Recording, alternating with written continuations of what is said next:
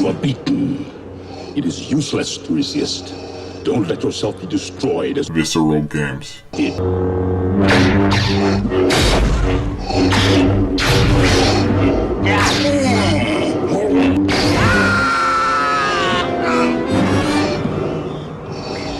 There is no escape. Don't make me destroy you. Luke, you do not yet realize your importance. You have only begun to discover your power. I'll never join you! If you only knew the power of the dark side. I am... Microtransactions. No. It's not true. That's impossible! Search your feelings. You know it to be true. No! No!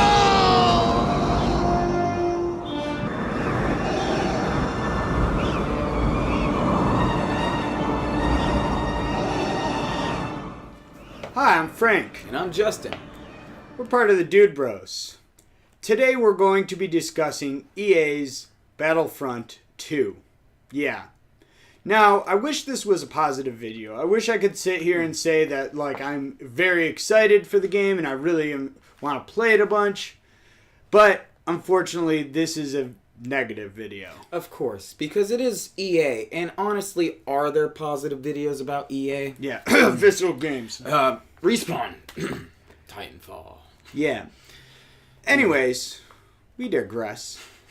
Let's just jump into it. So, I sat here, and I wrote down a nice list of stuff that they messed up on. But first, before we say anything, EA has announced that they have lowered the cost of getting heroes by 70%. 75%. After backlash from the community. Okay, so I'll start at the top of my list. First off, this game has high loot crate bias. So, obviously that means that loot crates affect the game a lot. Now, on top of that, it has multiple in-game currencies. One being credits, which you can get from matches and challenges, crystals, which you can pay real money for, and crafting parts you get from loot boxes. The thing is, the credits and crystals open crates, and you get 4 to 5 cards per crate. Already sounding a little bit convoluted? Yes, it is. Mm-hmm. Crafting parts upgrade your cards so that you can get epic cards. Now, at first I didn't really understand this. But then I thought about it. It's like, so you don't even get epic cards from buying loot crates. You have to upgrade them. So you have to buy loot crates to get the items to upgrade the cards. Yeah. More convolution. Yeah. Now, here's a big thing. The cards change your stats in multiplayer, which gives you a competitive advantage if you buy loot crates. If you pre-ordered the game, you get extra characters for no extra cost, except for the cost of pre-ordering a bad game. Not only that, but before this, it took about 40 hours to unlock a hero. Now they're saying it's about 10 hours or less, which still is a ridiculously long amount of time to play to unlock a hero. On top of that, it could take you up to 500 kills in multiplayer to unlock a new weapon, or you could just randomly get it from the loot crate. It sounds like there's not really any actual skill required. It is very randomized. And there is a huge influence in it when you buy things. But I digress. Continue, Yes. Frank. Anyways, so here's the thing. I'm a huge Star Wars fan. And this really hurts me because I can't buy this game. I can't honestly buy this game and give money to EA. I'm extremely disappointed, and I would love to be playing this game. I just can't buy a game where I have to grind and put money in just to play and have fun. The idea that someone will have a competitive advantage over me, like just because they decided to put money into the game, isn't really fun or fair. And I mean, like, yes, people will say, well, you know, if you just have a lot of skill, you can use the weakest gun and kill the guy with the best gun. Say that. Which is partially true, except for the card can, one of these cards, an epic card, can give you up to 40% more health 40% more health. Yeah. That's a significant difference. To the point where, like, even if I was great at the game, a guy could sit there with this epic card and be able to to survive.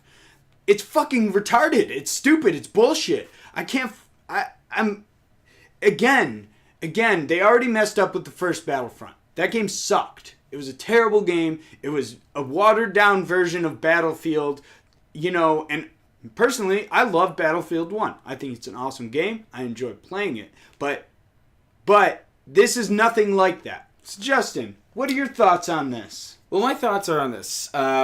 So, microtransactions. It's a newer concept to me because I'm relatively new back into video games, being more of a retro gamer. I've not been a big fan of microtransactions, and situations like this to where I'm getting a better understanding on how they work makes me hate them even more.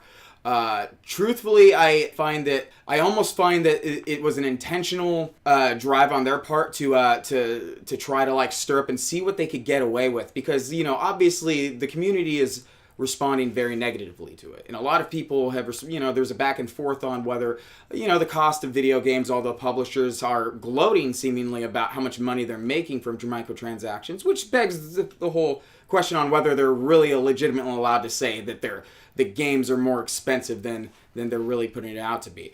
But getting back to the point, I don't mind the grinding aspect of games. I'm a trophy hunter. I am all about the grind. Sometimes it's boring and tedious, but I'm totally there with it. However, there's a far cry from a grind that ultimately will take you 40 to 50 hours, such as with a lot of role-playing games, maybe even upwards to 100 hours, to where you have so many missions and side quests and even DLC content or whatever to make it feel like it's worth, the juice is worth the squeeze.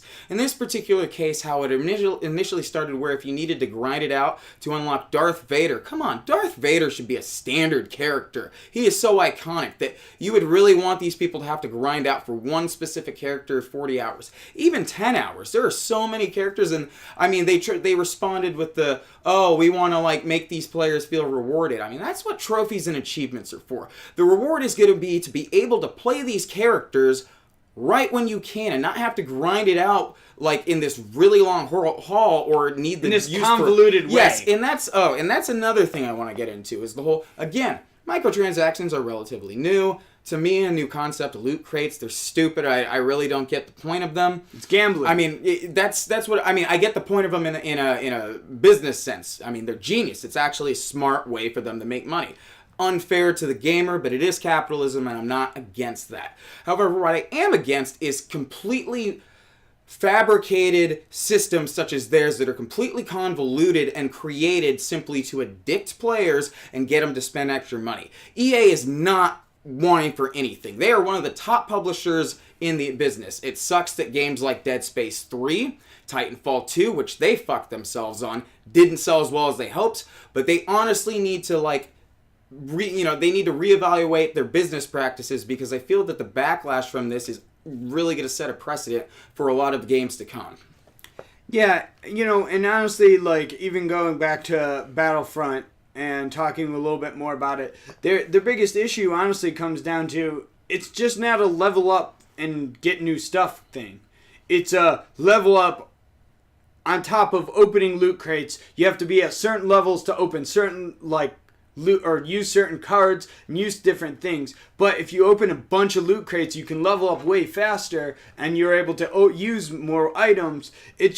They honestly just reward people for putting extra money into the game. And I'm sorry, I am someone that I don't even buy the season passes. I still have never bought the DLC for Battlefield 1. I haven't bought it because to me, I just don't care. I have the few maps that I have and I enjoy them. And, I'm not going to spend $60 extra to get a few new maps and maybe a new gun. I don't care. That's stupid to me. I'm not buying a whole nother game. I'm just buying the game, and it should come in whole form. Now, microtransactions on free games, such as mobile games that are free and games like Warframe, make sense. Yeah.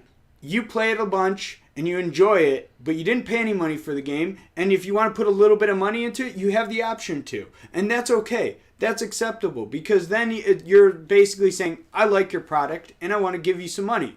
But not when I pay $60, not when I pay $70, $80. There's people that got the deluxe edition that was $80, and they still didn't get all of the characters. They still didn't get enough content. You get nothing. And then there's still a season pass on top of it. There's still these other. It's like, how much can you gouge us for our money? Because you're not gouging me, because I'm not going to buy the game. I just don't care. Like, it's done. When I see that and I hear this, it doesn't matter. I've played the beta, so I have played the game, and and I won't lie, it's a fun game, but it is what it is. It's just a clone of Battlefield. It's not, and it's a lesser clone of Battlefield.